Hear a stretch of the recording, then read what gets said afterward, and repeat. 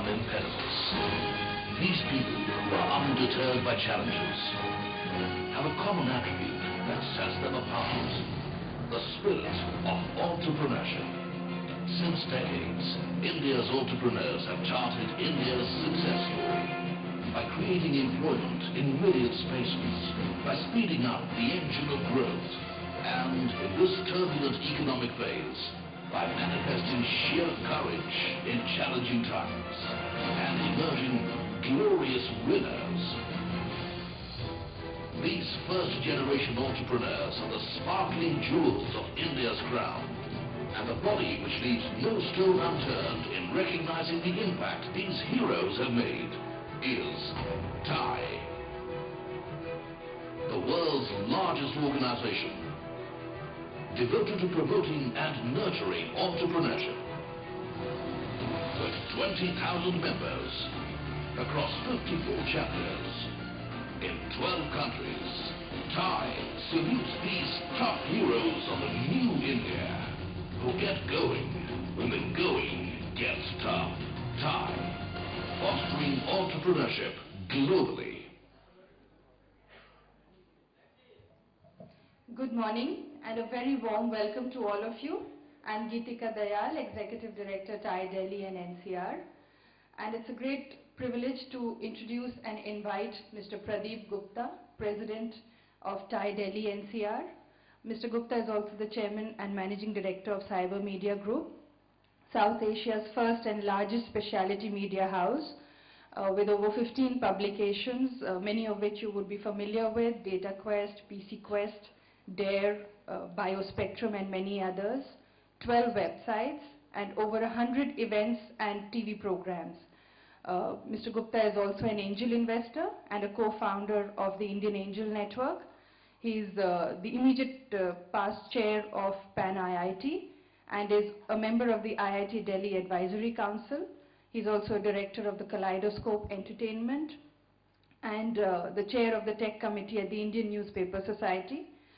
Mr. Gupta is the recipient of the Distinguished Alumni Award at IIT Delhi, as well as the Helen Keller Award for working in the disabilities sector. He's an engineer from IIT Delhi and an MBA from IIM Calcutta. Please join me in welcoming Mr. Gupta on the dais, please.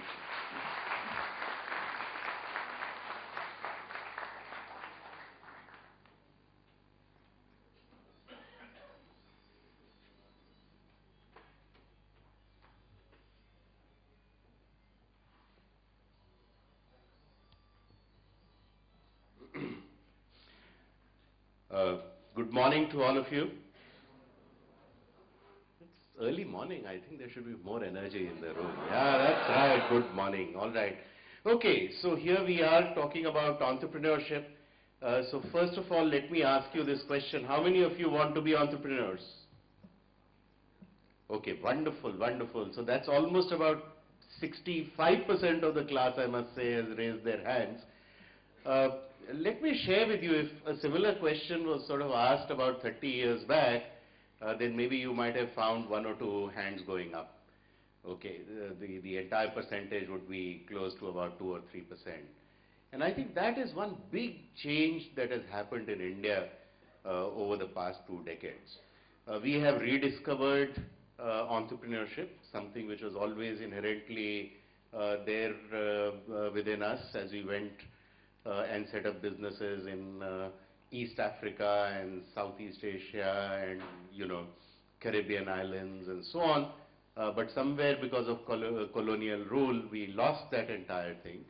We have regained that and it is this new face of India that is really speaking, making all the change that is taking place right now.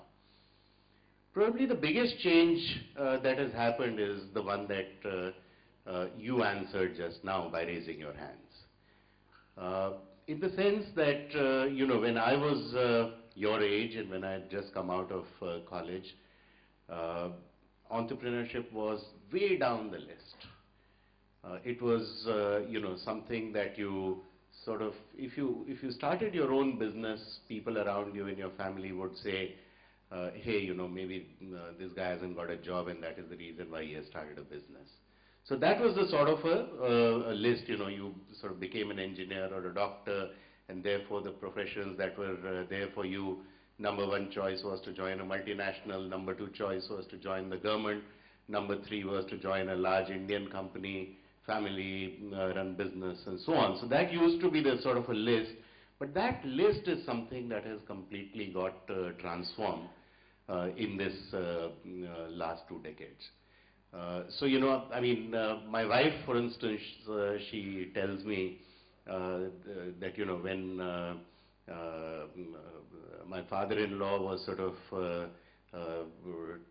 you know, considering whether he should get his daughter married to this guy or not, sort of said that he is doing, you know, he's just started a business, so I don't know whether what he is trying to do, but in any case, he's an engineer in MBA, so even if the business doesn't work, at least he'll be able to do something. Okay. But that was the kind of a mindset that existed in the entire country. What has changed is some of the successes that have come about. You know, some of the heroes of today, first generation entrepreneurs who started off in 1980, 1990, have become successful, have become big. These are the people who have become inspiration for a whole lot of people. So, you know, one of the essentials of entrepreneurship is that you should be able to take risks. Indeed, in any generation, there are people who were willing to take risks, were willing to look at what the system was and take different kind of risks. So, you know, it's not that the earlier generations did not throw up entrepreneurs. We had what we call today as family businesses all coming up when, during pre-independence time. We again found a whole lot of entrepreneurship coming up in the era when business was not a done thing. Very few people used to go into business, but even during that time you had successes like Dhirubhai Ambani, became hugely successful, starting with a very humble beginning, and all of that he did in one generation. But you are seeing much more of it now. And risk has to be adequately compensated by reward as well. And it is that reward that is today available to people who become entrepreneurs. The reward in terms of, you know, great market capitalizations, a very, very flourishing sort of a stock market which is there, recognition in society and so on. That is the big change that is driving entrepreneurship today.